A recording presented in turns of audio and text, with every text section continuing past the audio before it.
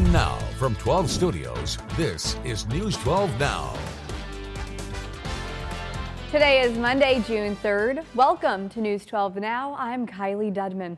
Well, new this afternoon, a man arrested in Denison over the weekend accused of hitting two cars in separate incidents, then running away from the scene. Denison police say Christopher Freeman first struck an SUV and sent the driver and passenger to the hospital, then almost hit a family in the crosswalk. He kept driving and then hit a parked Jeep before leading officers on a foot pursuit. Police say Freeman was showing clear signs of intoxication and faces a slew of charges, including deadly conduct and intoxication assault. And a big heads up for Atoka citizens. The scheduled outdoor warning siren test has been canceled today, according to a Facebook post, because of the chance of severe weather. They don't want to leave any doubt for citizens if a tornado is nearby. The city also says they will be installing new lightning protection equipment on the tower's radio gear. However, that will not affect the operation of the system by the time the weather hits. Well, jury selection is underway in Hunter Biden's federal trial in Delaware. The president's son is accused of lying on a federal form about his drug use while purchasing a firearm. Skylar Henry has more details from Washington and D.C. Hunter Biden arrived at the federal courthouse in Wilmington, Delaware for the start of his trial on felony gun charges. The president's son is charged with making false statements when he bought a gun in October 2018, claiming on a federal form he was not using or addicted to drugs. He's also charged with unlawfully possessing the gun as a drug user. The charges carry the possibility of prison time. These types of offenses are rarely charged and even more rarely would actually go to trial. The trial comes less than a year after a plea deal fell apart, with the judge questioning whether the deal shielded Biden from future charges as well. Hunter Biden's attorneys plan to try to make the case their client had undergone rehab and did not consider himself a drug addict at the time he bought the gun. Prosecutors are planning to call his ex-wife as well as Hallie Biden, Hunter's romantic partner at the time and widow of his brother Beau, as a witness. That testimony from his closest family and friends is going to be used against him as a basis for putting him in prison. So regardless of how this comes out, even if he's acquitted, this is not going to be a pleasant experience, to say the least. President Biden issued a statement saying, "As the president, I don't and won't comment on pending federal cases.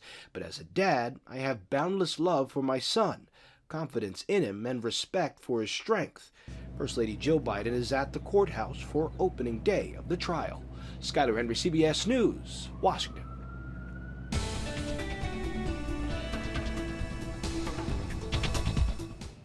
Well, Texoma, you can see why Atoka canceled that siren test, because they have actual storms moving in right now as we speak. Now, none of these are severe, and there are no severe watches in place for thunderstorms, but nevertheless, a long line of thunderstorms stretching from the far western part of our viewing area to our east is going north to south through Texoma. Expect these storms to come to your neighborhood if you're farther south of this, and it should be by the Red River in the next hour or two.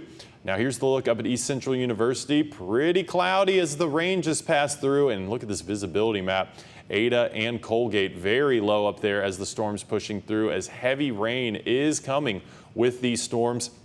And we'll go over the active rainfall totals a little bit later. But right now we have a severe risk all throughout today, a slight risk for every county in Texoma as these storms move through, and we are expecting even more storms after this. So Futurecast Super High Res, here's the latest update with this band of storms we're actively seeing on Max Radar, pushing north to south to the Red River. Now this shows it kind of falling apart to the east, so we'll have to keep an eye on it as it progresses. But then take a look, another round popping in after midnight, showing up on Futurecast that we have more rain after this that's going to go into the early morning hours of Tuesday. So a couple more rounds of thunderstorms, and we'll go over more details coming up. All right, thank you, Brady. Well, across Texas and Oklahoma, residents have been impacted by thunderstorms causing flooding, fallen trees, and power outages. But there is another risk you should watch out for: lightning. Vanessa Johnson explains how we can avoid or minimize the risk. There's no such thing as a minor lightning strike. A small chance, but not impossible. Some may compare it to winning the lottery. However, in comparison, there is a greater chance of you getting struck by lightning. According to the National Weather Service, there is a 1 in 15,300 chance of it happening in your lifetime. It's little tiny fingers that go off of each main bolt. And so all it takes is one of those little tiny fingers hitting you. And so if the main bolt itself gets you, often that's the end of your life. The National Weather Service also reports that there are about 270 victims in the U.S. a year. About 10% actually die, while the other 90% suffer from serious health issues. Those thousands of volts run through you, it throws your system off, and it causes cardiac arrhythmias. And sometimes, 30, 45 minutes later, they'll go into cardiac arrest because their heart, the electricity's traveled through there. Certain circumstances can increase your chances. Being in an open area holding metal, like playing baseball or golf, but even doing a simple task like walking your dog, standing by a tree, or fishing, when there is a chance of lightning occurring, can put you at risk. If you're out on the lake, you're the tallest thing out there. Lightning has a tendency to strike the tallest object nearby where the charge is forming at. The best way to avoid the situation is by going indoors. Avoid open fields and areas of water, including pools. Do not stand near trees, utility poles, and wired fences. If you aren't able to seek shelter, squat, only using 2 feet as the only point of contact. Remember, electricity travels through the ground. And that was Vanessa Johnson reporting. Something else to keep in mind, lightning can strike your house. Fire Chief Moody says it is good practice to unplug appliances and not take showers during a thunderstorm. Well, Oklahoma Governor Kevin Stitt and Google announced a new workforce development initiative to help Oklahomans access AI programs in the workplace. This, which includes granting Oklahomans access to Google's AI Essentials course and training for how to use AI responsibly. He also spotlighted an initiative for AI use in the classroom, with Oklahoma teachers being granted Google AI specifically meant for educational use. And turning to the world of sports now, Larry Allen, arguably one of the greatest players in the history of the Cowboys, has died. Allen was inducted as a first ballot Hall of Famer in 2013 and was a member of the All-Decade team both in the 1990s and 2000s. He played 14 seasons in the NFL, including 12 with the Dallas Cowboys. The Cowboys say he was vacationing in Mexico with his family when he passed away yesterday. Larry Allen was 52 years old. Well, fight on, fight off. Mike Tyson and Jake Paul won't meet in their Texas ring next month. The announcement comes after 57-year-old Tyson fell ill on a flight last weekend. They were scheduled to meet July 20th in Arlington. Tyson and Paul said Friday that they will announce a new fight date this week. Tickets already purchased for the fight at AT&T Stadium will be honored on the new fight date.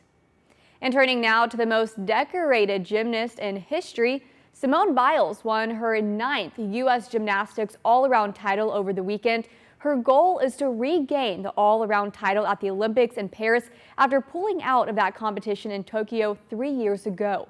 Jamie Yukas shows us Simone's winning weekend. Tumbling to success on her floor routine. Most people are trying to put their tumbling passes to her feet. She's just trying to stay in bounds. Soaring through the air on her vault. She makes it look so easy. She does. And smoothly spinning across the uneven bars. She has such an efficient bar routine. Superstar Simone Biles put on a dominating performance Sunday. The 27-year-old turned in the top score in all 4 events at the U.S. Championships, winning her record-extending 9th all-around national title. Everyone says I look like I'm having fun, so that's good because I feel like most of the time if I'm not stressing or have anxiety, I do feel like I'm having fun, so it's good to have that and feel that again. Now, she and others will go on to the Olympic trials later this month to compete into the chance to represent the U.S. on the global stage. I have trained so hard, and it's been quite a journey for me. Kylee DiCello placed 3rd Sunday. She says after being an alternate for the 2020 games, she's hoping this year will be hers. Just to finally make it and be on the team, that would just show that all the hard work that I've put in from the last Olympics up till now has been paying off. Jamie Yukas, CBS News. And Biles isn't the only one excited for the Paris Olympics. The Olympic prep team have been working hard to bring what they consider one of the most sustainable and safe Olympics yet. Fox News correspondent Jackie Ibanez takes a closer look at the ambitious climate goals set for this summer's games. Excitement is building with the Paris Summer Olympics kicking off at the end of next month.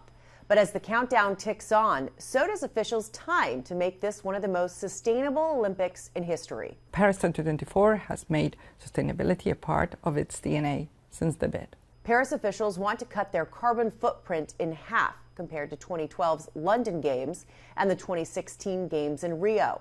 One area really helping them save is construction. The decision not to build. A whopping 95% of the Paris Olympic facilities are already pre-existing or will be temporary. But then what you build low carbon. The Olympic Village, where the athletes live, and the Aquatic Center were two new facilities that needed to be built. Still, those were made with low-carbon cement, wood, and salvage materials. Officials say energy will also make up only 1% of the game's emissions. They want to use 100% renewable power from wind and solar farms. Besides sustainability, security remains another top concern. French law enforcement recently arrested an 18-year-old man on suspicion of planning to attack soccer events during the games. Officials say tens of thousands of police and military officers will be deployed throughout the Olympics. All those officers and spectators will need food to stay alert, but even that will help reduce the game's emissions. Paris officials will locally source 80% of their ingredients and offer 60% plant-based menu items. Jackie Ibanez, Fox News. Thank you for watching today's News 12 Now. Make sure to subscribe so you find out why Texoma turns to us. You can also follow us on Instagram and Facebook, where you'll see more social media exclusive content. Want more News 12 Now? Watch us live every weekday through the KXII app on your phone or TV and through our website.